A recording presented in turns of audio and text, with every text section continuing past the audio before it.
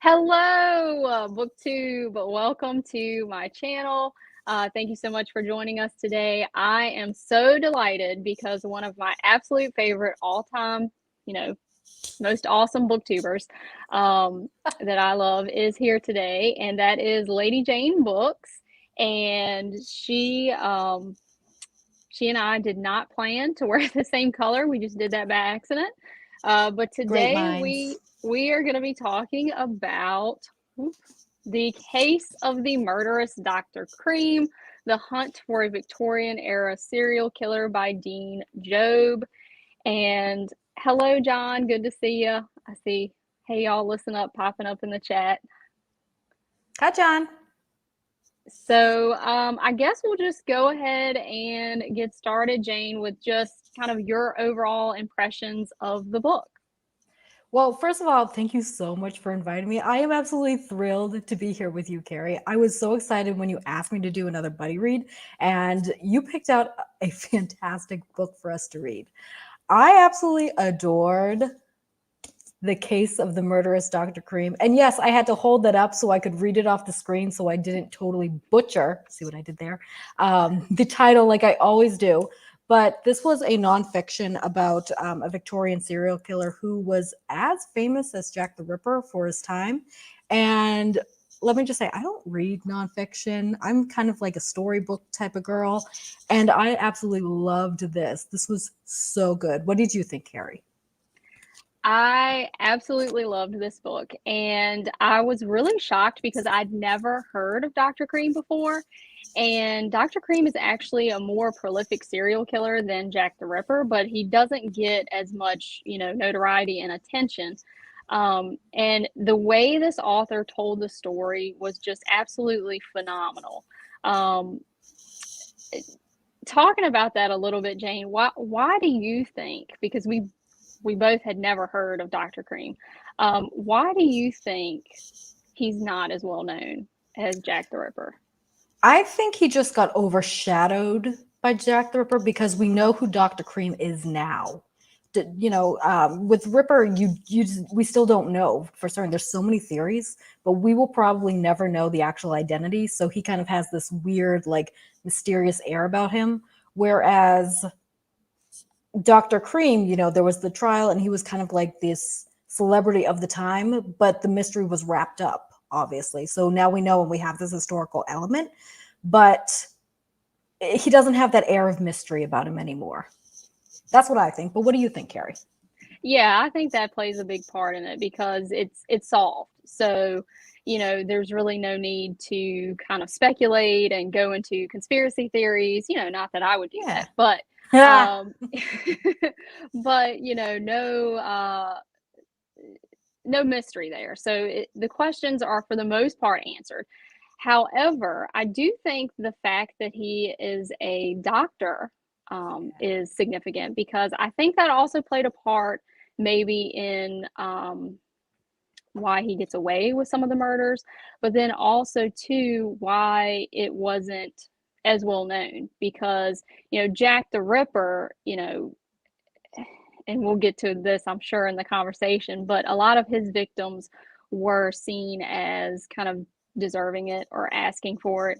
And with Dr. Cream, while there is some of that, some of his victims are not from, a seedy section of town necessarily. They don't participate in any sort of, prostitution or anything like that. So I think the idea that this doctor um, could prey on people and that it could eventually touch anyone. I think that's pretty scary. So yeah, I think a lot of it is what you said with the questions being answered and the case being wrapped up. But I think too the fact that he was a doctor is super significant. I also Um, think that, oh, sorry, Carrie. go ahead, Jane. Touching upon that, also, I think there was this dynamic of people trusted doctors, and they still do. Like now, it's a little bit more suspicious sometimes, but at the time, it was very unheard of for a doctor to abuse his power over a patient. And they were very, very like well respected, and they had like these fancy medical degrees. So it was kind of like an automatic social status that they would never do something to harm the people that they were, seeing. But so that might have been a big play too, is that we had somebody who abused the trust of his patients and non-patients, but we will get into that. And that was kind of like the big shocking thing. And I think that's what caused so much disbelief at the time, that he could have done it. Absolutely. Hey, Stephen and Pei and Noah, I see you Hi. guys in the chat. Hi, guys. Thanks Um, for joining in. Stephen, just so you know, I do have your 3 JFK questions actually written down in my little journal here. So I will work on those eventually, but I don't have a timetable on that. That's going to be a pretty in-depth video. But it's interesting that to me in this book, there's a lot of kind of overlap between Dr. Cream's timeline and the popularity of the Sherlock Holmes series, which I absolutely adore. And of course, it's just at this time that Sherlock Holmes is becoming popular. And one story that Doyle wrote actually has a quote in it about when doctors go bad. And the quote was, "When a doctor goes wrong, he is the first of criminals." And I think that really speaks to what you were talking about, in that when we see doctors, we are at our most vulnerable. We are kind of at their mercy. And so you are trusting that they are going to do what's in your best interest. And I think that's one of the things that makes a Dr. Cream murderer so scary. What are your thoughts on that, Jane? Yeah, I definitely, agree with that. It's all about that trust, and he totally took that trust and just broke it. And you're right. There is, I don't see my doctor every single day. We're not that type. I see him like if there's a big problem and I'm scared, and I'm like, I don't know what's going on. I don't know where this path is going to lead. And in the book, we saw that for a lot of the women that Cream preyed upon, is that they were in really, really dire straits. They were desperate. They were scared beyond belief. And they saw him kind of as this beacon of light and hope. And for him to kind of lure that like reassurance and then obviously use it to hurt them, it was very hard for me to read. It was just really scary and very unnerving when you think about it like that.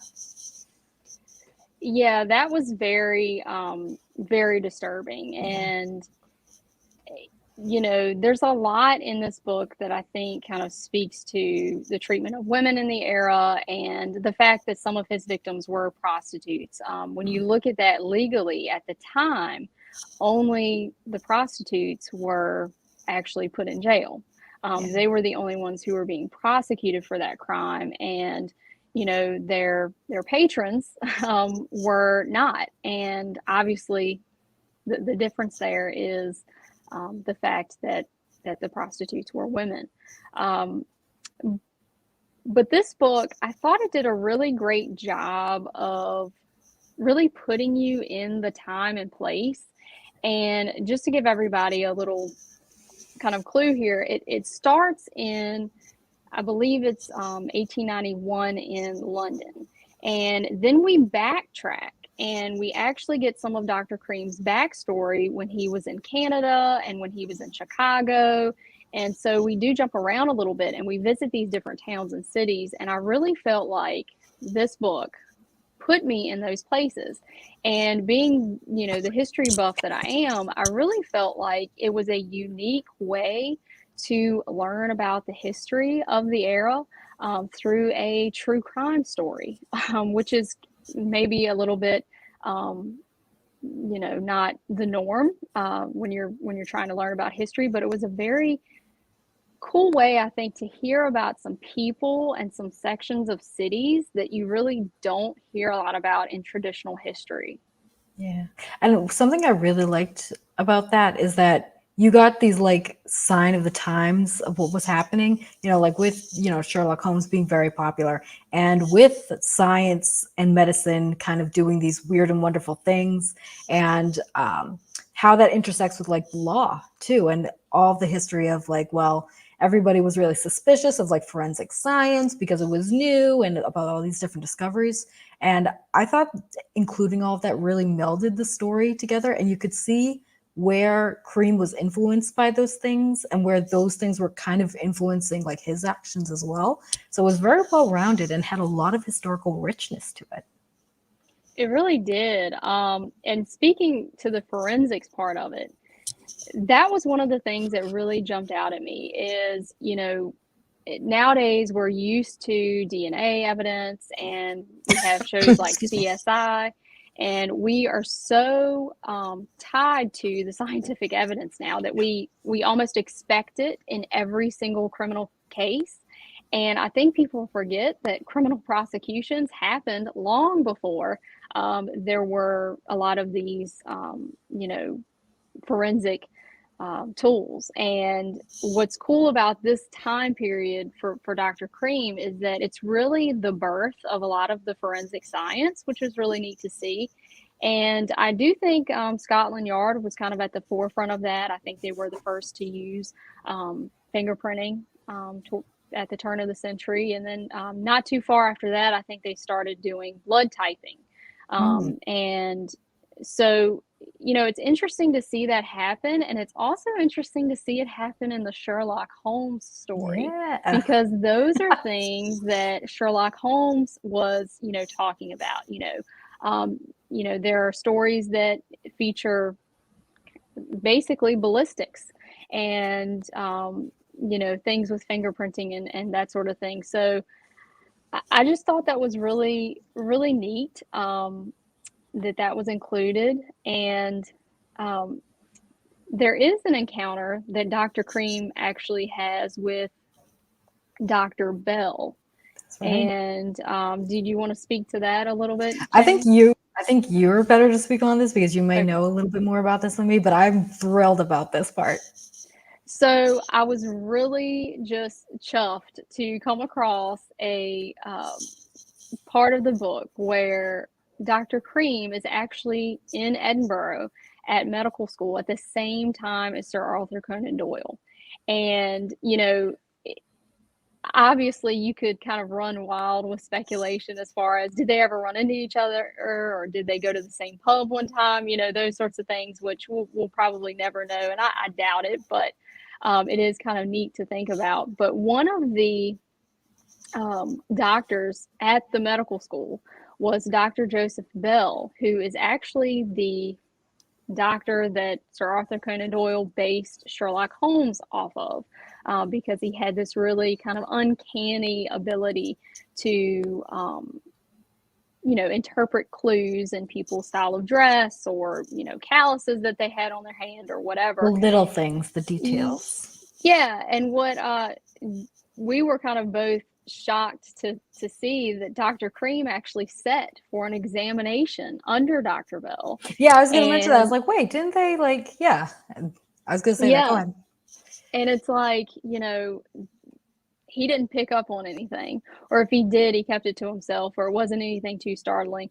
Now, I don't want to blame Dr. Bell for everything because I don't really know the extent of their interaction. Yeah.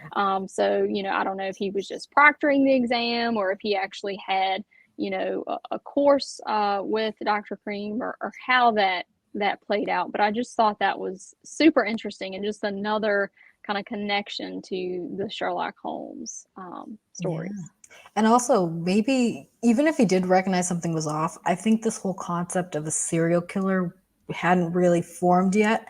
And as we were talking about, like, Ripper was happening, but that was kind of like an anomaly. Like, that was like they had never heard of something like that before. So even I think if somebody noticed there was something a little bit off about Dr. Cream, they didn't really have the context to know, and kind of anything to compare to say, oh, this man is dangerous. You know what I mean? Yeah. And I can kind of see in this book the beginnings of, I guess, what we would call profiling. Yes. Because a big part of this book is Inspector Jarvis from Scotland Yard, who is actually sent to check up on Dr. Cream's background and see if he can dig up any sort of evidence for the upcoming trial. And it was interesting to, see Dr. Jarvis and the information that he gets, and basically he's trying to break down um, Dr. Cream's personality. And I think for anyone who is interested in true crime, and even for the investigators in this book, you want to know why. And sometimes you don't get the why. Dr. Cream was just absolutely insane. Yeah, I he was mean, wild. And I see some comments down here like, "Oh, this sounds wild." No, it was wild. Like we would talk back and forth, and I'm like, "Did he seriously just do that? Like, who does yeah. that?" And nobody like said anything. Okay, I noted every single time Dr. Cream was a little shady. This is first half of the book only. I ran out of post-its, guys. Like this man was off his rocker. I've just And I don't know if you even want to get into it, Carrie, because I'm still a little bit know. like pearl clutching here. Pearl clutch. So yeah, it was weird to me because he's from a prominent family. Yeah. And he goes to all these medical schools, and he's able to keep it together enough to get some things accomplished in his life. But then when he really goes off the rails, he really goes off the rails. I mean, wow. he was in public places, showing obscene photographs, to anyone, like over dinner. Like he's in this basically. gorgeous like dinner like place, like something out of The Alienist. And he's It going was around showing basically, like dirty yeah. pics. And I'm like, who are you? What are you doing here? Who let you in? Yeah, and they kind of described that restaurant as like a Versailles Palace sort of feel. I mean, and here he is, and Hey, buddy, come here. I want to show you something. yeah, and he had a problem with substance abuse. He was a morphine addict, but I don't think that played a huge role in why he was a serial killer. I think maybe that led to some of his outrageous behavior, sure, but there was evidence, he had a little arson situation early in his life, and so I think that's one of the big indicators that, psychological profiles look at for, when they're looking into serial killer sort of behavior. That's one of the red flags. But yeah, he was very just out there.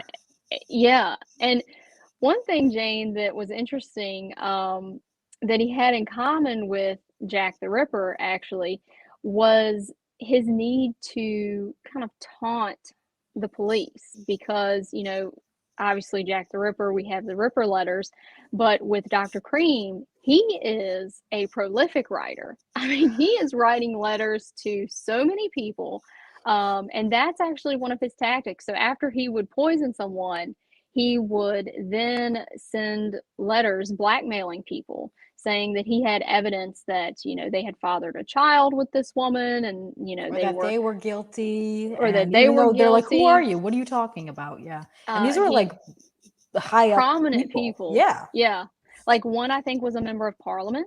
yeah, and I'm like, the set on this guy, wow. So he walks in, he shows like naked pics to everybody. He's like going up to members of parliament saying, "I know what you did."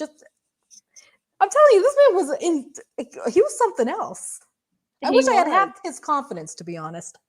and so it was interesting to hear the accounts, because some people, their accounts of him were, oh, he taught Sunday school and he sung in the choir and he was just a pillar of the community. And then some people, their accounts of him were like, whoa, as soon as I met this guy, I knew he was a Looney Tune and I wanted nothing to do with him. Yeah. But he actually befriended some detectives, which I thought was just, it was almost like he wanted to get caught. Yeah, it was very cat and mouse. And going back to like your comment about he could put it together like for a while, like he went to med school. He did very, very well in some cases, not always, but some cases. And how do you like, and obviously he taught Sunday school, and that for me was kind of the trigger of, okay, he wasn't, the morphine and maybe some of these other issues, like that would have been a little bit more of an excuse. I personally think he Right. just was born really rotten and just had this horrible thing inside him. But if he was like uncontrollable, I could understand that. Like if he was like really out there all the time. But this whole like Jekyll and Hyde type of personality was so strange to me. And I also noticed that it happened like at night. I think the book mentioned that a lot of his like weird behavior, like the blackmailing and the murders, occurred after sunset. So it felt very, very purposeful to me that like by day he was like this perfect gentleman, very smart, very cunning, very well respected and trusted. But at night he had this almost alter ego, which was really creepy. And something we were talking about was that we couldn't really know if he was in control of it. I personally think he was, but then again, I am very suspicious of all serial killers. So, but I'm interested to know like your thoughts. Do you think it was like controllable or not? I do think it was controllable, because there are a couple instances where his killings are kind of haphazard, but some of them are very planned in my mind. In particular, the Daniel Stotts murder. Of the 10 people that this book thinks he clearly murdered, one was actually a male victim, and Dr. Cream was actually having an affair with Daniel Stott's wife, Julia, who I think was 30, was it 30 years her husband's 36 years his junior. Yeah. Which so, at the time, they didn't live that long. So we have another crypt keeper situation here, Carrie. Yes. Every book we read, Jane.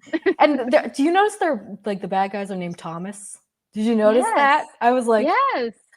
Because we had in our previous discussion of the Witch, the bad guy was Thomas Deerfield, and now we have Thomas Cream, and then we have this weird like age gap situation. It's just we read the same book basically, just in different formats, Carrie. So you guys need to tell us any other books that have a Thomas as the villain, bad guy. Yeah, we'll read it and we'll discuss it. We will. So yeah, that one was very well thought out because he not only wanted the insurance money because he had Julia take out an insurance policy, but he also tried to blackmail, again, I think the pharmacist who filled the prescription that he wrote. So yeah, he had kind of a twofold sort of extortion racket going on there.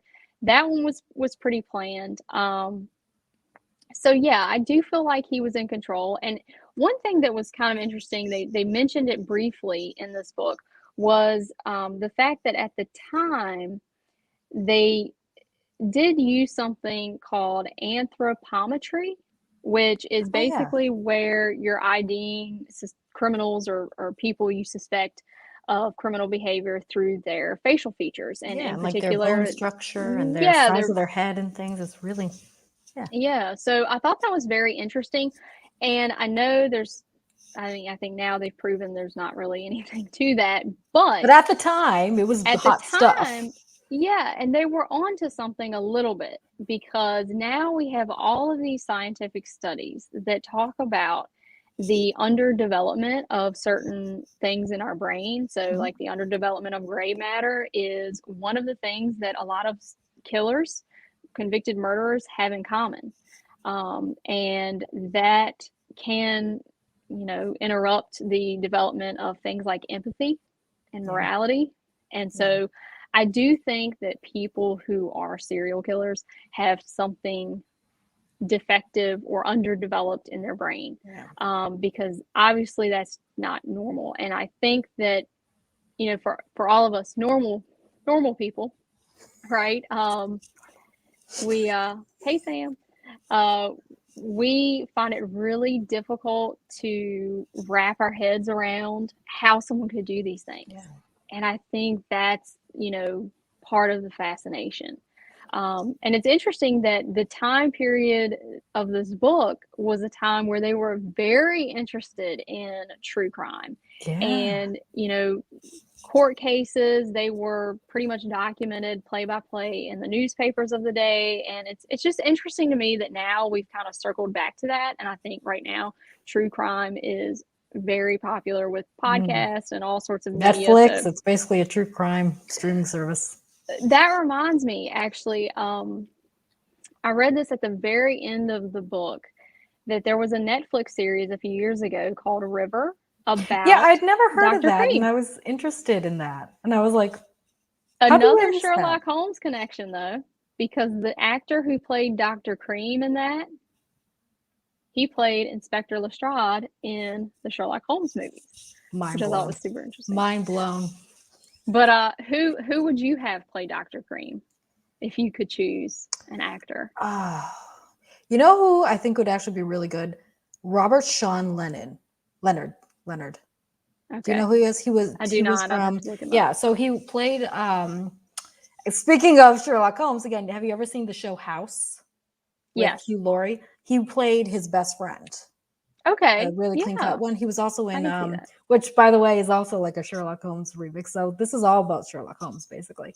And he was also in one of my favorite movies. What is it? Dead Poet Society. So Okay. he has that very Gotcha. like clean cut, like especially when he was like in Doctor House, he had this very like clean cut, very like kind, like figure type of like personality, and it would be very like unsuspecting for him to do the type of things that Dr. Cream was doing. So that's who I would picture, like this very like trustworthy, warm, like upstanding gentleman type of thing. But he would need to be, a little creepier, I think. Yeah. Who would you Yeah, for pick, sure. Carrie? I would pick Ian Somerhalder. And Hmm. he's the actor who plays Damon in The Vampire Diaries. And Oh he was yeah, also in Lost. And yeah, I think he does the villain so well. yeah, And he can also gain people's trust and, yeah. that sort of thing. And one Wouldn't thing he that, be too alluring though? I don't know. hmm, That could be it though, too, because like I think at the time people were like, "Oh, he's not like ugly looking." So well, that was one of your first comments, was that's it right. not? That's right. Okay. First of all, catfish much. Okay, that first like photo didn't show a lot of his like flaws. Okay, I didn't want to bring this up, Carrie, but I knew it was going to come up. I'm sorry, Jane. I'm sorry.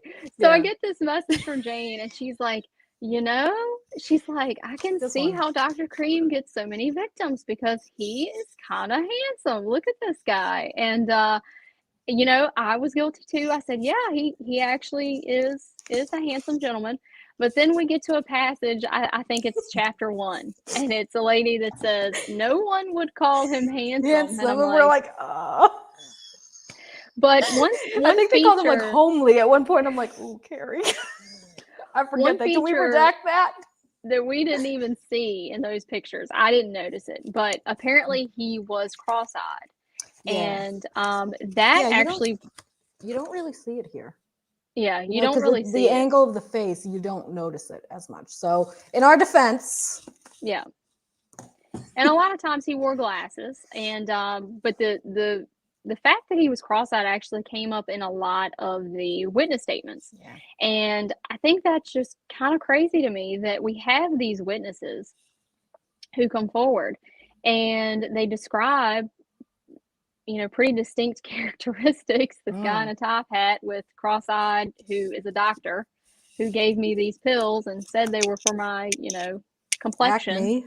Yeah. but ended up being strychnine. You know, it's really hard to kind of wrap your head around Yeah. the incompetence that happened at several stages of the investigation. But there was one doctor in here who I guess kind of pioneered forensics as far as poison identification. Mm. And This was that cool. This was that was interesting. Yeah. so cool because essentially, and it kind of grossed me out a bit because essentially what he did was he, um, boiled down stomach contents and Mm. organs and things like that, and he tasted the crystals that were left, and he could identify all these different poisons by taste, and he became a very compelling witness. But even for that, the jury was a little like skeptical Yeah, they were of some of suspicious. that evidence. um Yeah, the Victorian age was a wild era, guys. it was. Yeah. um Ugh. the structure of this book, what did you think about that? About how it kind of flipped back and forth? So at first, to be honest, I got a little confused because I was so wrapped up in the story. To be totally honest, I didn't always like pay attention to like the intro dates, and I know we Right. toggled a lot, so I found myself kind of confused because I was like, wait, what do you mean when he escaped jail? He wasn't in jail. What was going on? Like, wait, this was supposed to happen before. So in all honesty, I got a little bit confused. I didn't mind it because I was just kind of in it for what happened to Dr. Cream, but Right. that actually kind of annoyed me because I'd rather it want to be a little bit more linear, you know.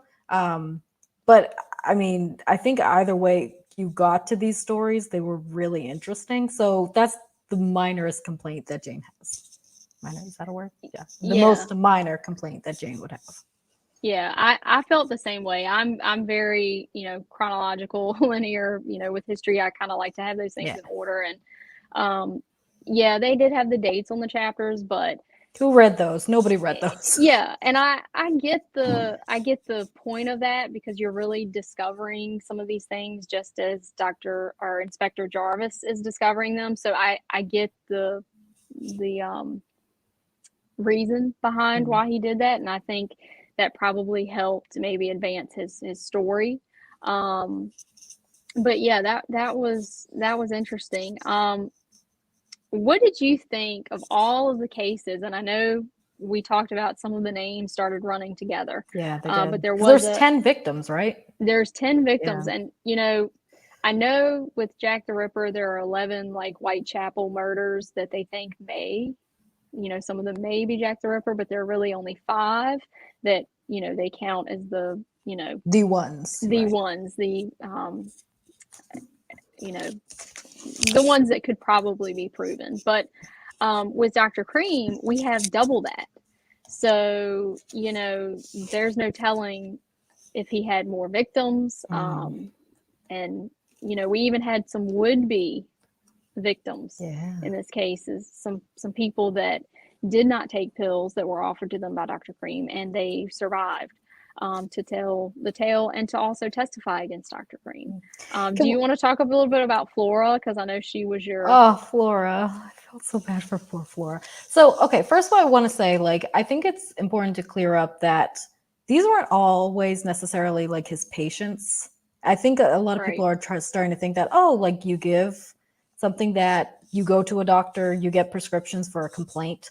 And this was not the case. And I Mm-mm. think it's like all of them. It was more like he may have spent an evening with a particular lady, and then he would notice something, be like, "Oh, you got a blemish or something. Here, take these pills." So it wasn't like it was his patients. It was more like he was really random to them. And then they would think, "Oh, he's a doctor," so of course they would take them, being very trusting. And why wouldn't they? Um, and that's how things happen, and then obviously they became victims. So I want to just kind of clarify that these are not like people that went in to have an appointment with him. Most times, this was kind of like very, very casual, like social interactions, that he was just kind of like offering these random pills to women. So I just kind of want to be clear of that, because unless you read the story, that can be a little bit confusing. But I'm sorry, what was the question? Because I I kind of went don't even, off track there. I don't even I don't remember, know. but that actually proves, I think, a point that we both had, which was the fact that this is planned, Yeah. because he's not killing all of his patients. He Some are patients, some are women who are in dire straits who are coming to him for an illegal abortion procedure that he will botch, and And then some let are them die, people that which is he meets. horrible. um, yeah, That and was that hard. was That was hard to read. that That one was was hard. that was hard to read, because and in that particular case we had this woman he performs this botched abortion on, and she ends up suffering for a period of time, and she does end up dying. And one of the witnesses who kind of took care of her while she was suffering happened to be a Black woman. And of course, her testimony was pretty much, I mean, kind of dismissed in court. Although I will give it to the detectives, because they did see merit in her story, Yeah. because they offered not to prosecute her for her role in the illegal abortion part. Yeah. If she testified against Dr. Cream. So that was heartening to see that they actually took that seriously. But then, of course, in court, you know, Dr. Cream, he has all of these credentials and he's too qualified. He wouldn't perform such a, you know, Yeah. botched Beastly thing. procedure. Yeah. Yeah. So, And I and think that they was said something else something. too. Yeah, I It's think they like, said something like it wouldn't have been done by a doctor because it was so poorly done. right. And So that makes me think he's even more of a yeah, he's sadistic. sick individual, because he had the ability, but he's choosing to, Yeah. butcher this woman so that Yeah. she dies a very Slow prolonged, and painful. agonizing death. Yeah. So that was pretty crazy. But a lot of these people, um, were driven into his hands because it was a time period where they didn't have other options, or they Yeah. didn't see that they had other options because, It you was know, illegal had and not it even was that, it was illegal. just, very shameful at the time too. Having a child out of wedlock, Yeah. was pretty much, for most of these women, they saw it kind of a death sentence, so to speak, because you're Social going to death be sentence. banished from your family.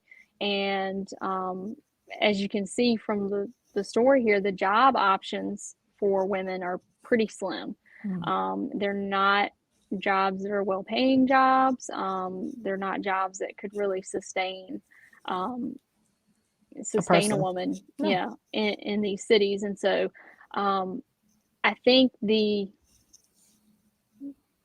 time period kind of contributed to a lot of those problems and Yeah. drove a lot of these very poor, destitute people into Dr. Cream's hands and into Yeah. the path of Jack the Ripper. Because you had, and the book talks about how you had all of these neighborhoods that were just, you know, so poor and riddled with crime. And Yeah. a lot of people think, I guess, like Whitechapel was unusual for London, but it really wasn't, because the neighborhood that Dr. Cream operated out of was one of many. Yeah. So And I think I remember now, it was about Flora that we were going to talk about Flora. yeah, yeah. The other thing is that, they not all of his victims were like these. Most of them were these very unfortunate people who, and that's what they call them, unfortunates, which I hate using that word, but these very desperate people, ladies of the evening, and who were very poor.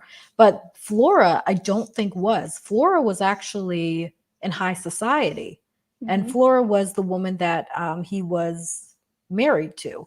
So basically, what happens is that Dr. Cream's background, he's actually from a very wealthy, well respected family. I think his father was a merchant or something. I don't remember because that was early on, but he had basically built this enterprise and they were extremely wealthy for the time.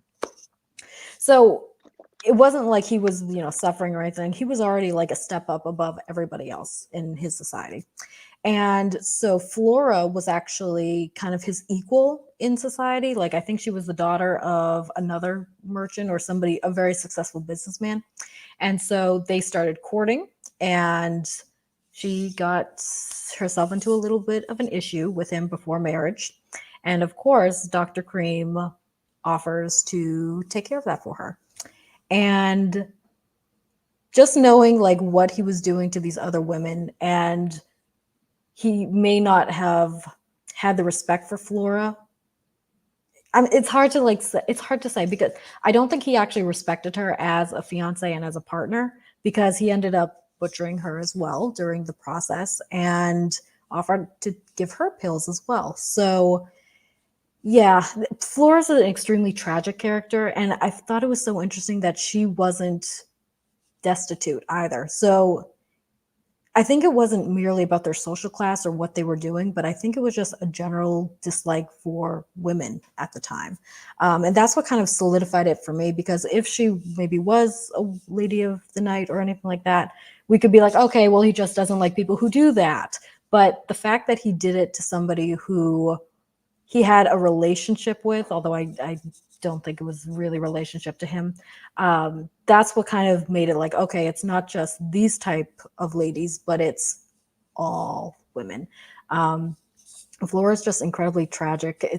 It broke my heart for Flora, and even after her death, it was kind of a slap in the face about her association with Cream. I believe at the time after she died, I can't remember if she died from complications of the process or pills. I can't remember that, Carrie. Do you recall? I think she had actually recovered from the botched procedure, and then by the time her father found out that she was taking the pills that Right, Cream she was was sending taking her in them. the Yeah, yeah. mail, she was, I guess, It was too too far far gone. gone. Yeah, it was too far. That's Um, that's right, because she was over time. She wasn't one of those. Okay, yeah, now I remember. yeah. There's a lot of like victims here, so we kind of have to work out who's who sometimes.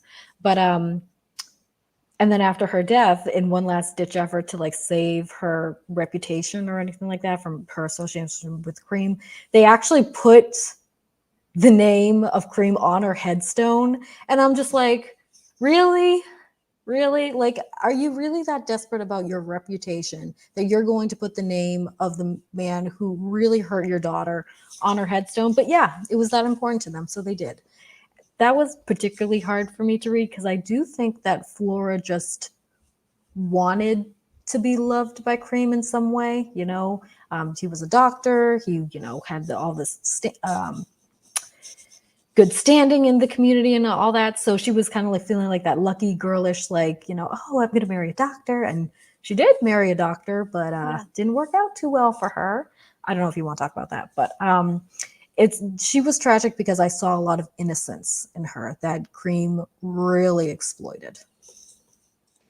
Yeah, and that with the headstone really just got to me because it, you know, here he is again, Dr. Cream. You know what I mean? Um, but there's another headstone in the book That's that's fun. very interesting to me, and that was Daniel Stott's.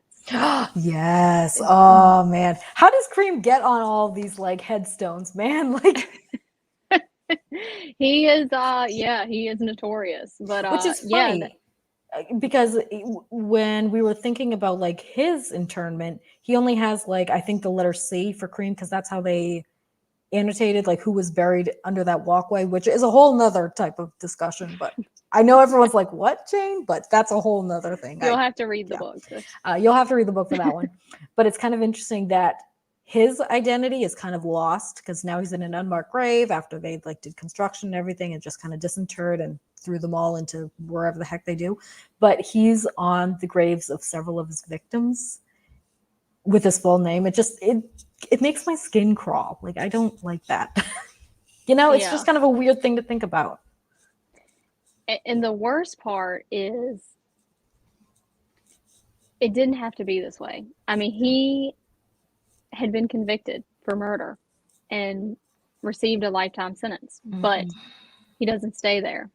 No. And there are some people that go to bat for Dr. Cream to try to gain his release. Um, and I know we talked a bit about that. What did you think about that, About the Jane? family? Are we talking Yeah. about the family? So, okay. So, obviously, this family is very prominent in their society. They're very rich. They're probably like the Kardashians of their time, let's be honest. And so, first of all, I remember sending you a message, and because very early on, he was having like these weird temper tantrums and insulting the women in his family or something like that. And so they were like, what's going to fix this boy? A trip abroad. Yep. Not like counseling, not anything like useful, but we're going to ship him across the sea. He's going to be somebody else's problem. And, and I just thought that was so weird because I'm like, do you really think that's going to fix everything? Just okay. But so obviously I feel like they wanted to distance themselves from him very early on because they knew something wasn't right. But of course, when he has his life sentence, who petitions to get his release but his brother and his family? And this is after he's obviously been convicted of some really, really bad and scary things.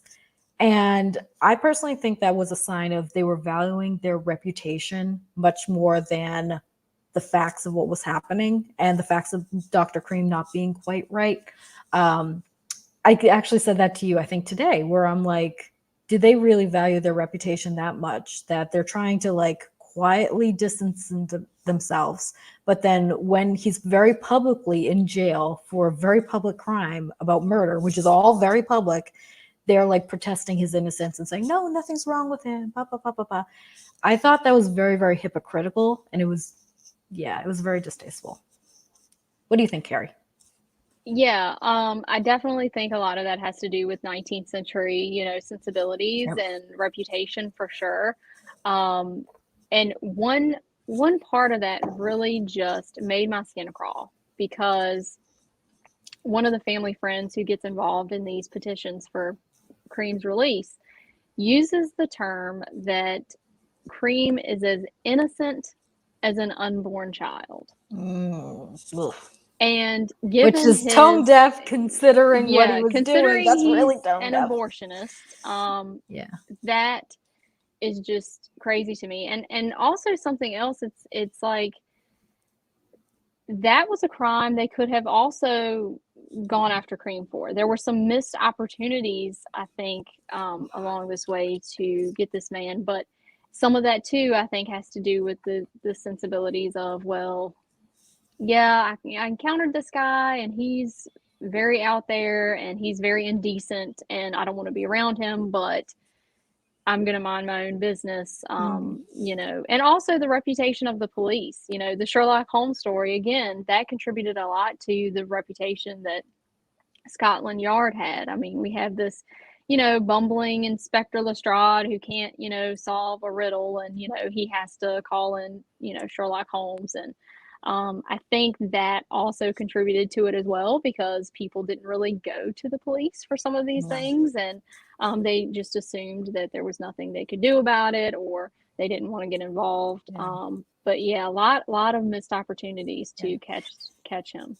And I think that also goes with like who the victims were as well. And there is a little bit of this discussion in the book, especially at the end. Like they said something, it was something really bad. Like I don't remember what it was, but I remember it sticking out in my brain. Like the life of one of the ladies, and because of what she did, wasn't worth investigating, but investigating the blackmail case of a prominent figure in society was. But meanwhile, this woman was dead. You know what I mean? Like, right. That was just, that kind of churned my stomach because I'm like, okay, no, you guys got this backwards. Like, even though she had suffered and she had been horribly abused in a way before her death, she didn't matter as much as a piece of paper on somebody else's desk. And that hurt me so bad when I read that. But I think that's where it came from. Like maybe the police didn't see value at the time of investigating a case like that because she was a woman and because of what she was doing, unfortunately. And that right there is just the beginning of the missed opportunities in all of this. Yeah, and I mean, the trouble with that is if you do not see value in all human life, you're putting all human life at risk because one of his victims, I mean, they come out in the press and they say that she was pregnant and she was trying to get this abortion, and none of that was true. And so, it just, you can't predict these serial killers, and some of them do kind of have an MO, but with Dr. Cream, you can't count on that because it's not like he poisoned everyone. It's not like all of his victims were female. It's not like all of his victims were, ladies of the night.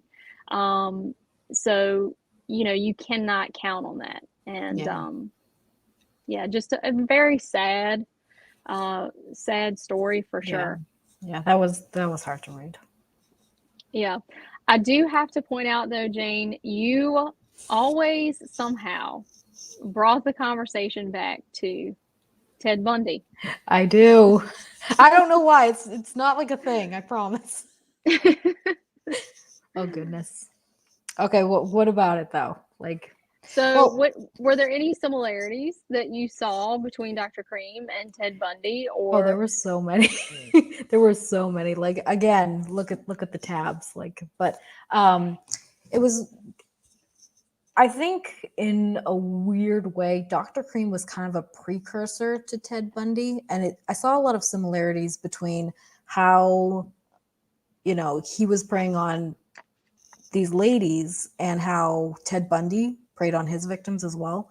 Because, Dr. Cream, he was very unassuming, like we've said a million times, he was like a higher member of society. He was very well respected. No one would consider, him doing something horrible like that. And the very same thing was said by Ted Bundy, that he was charming, he was handsome, he was a law student. Nobody could ever assume that he was there brutalizing young women. I do see a very, very similar sentiment of perhaps both of them also hated women in some way. Like I do think Dr. Cream, it was a very misogynistic attitude. And I do think in some degree that was very true of Ted Bundy as well. And it was kind of funny because at Ted Bundy's sentencing, the judge said something when he was sentenced to death, I believe it was, that these crimes were shockingly wicked, incredibly evil, and vile, or something like that. I'm paraphrasing. I don't know the exact words. And a very, very similar sentiment was said by the judge at Dr. Cream's last trial. And I, messaged you and I was like, does this sound like this? And it's just kind of interesting that looking at it as a whole, they have very, very similar dynamics, very, very similar personalities, very, very similar motives or non-motives, depending on how you look at it. And it was kind of uncanny once I think about it, and a real disregard for the people that they were hurting. Yeah, so, for sure. Yeah, so I did, and you were and sick of hearing about it, but no, I was like, this is awesome. I kept bringing it back to Sherlock Holmes. You kept bringing it back to Ted Bundy. So we had a really interesting conversation for sure. Yeah, that's great. But is there anything else you would like to say, Jane, before we wrap this up about the book? There's so much I want to say. This book is really like packed, it's very, very layered. Not only do you have a really great just, true crime story, but there's a lot of undertones about society in general and about human nature and about criminal justice and, the history of criminal justice.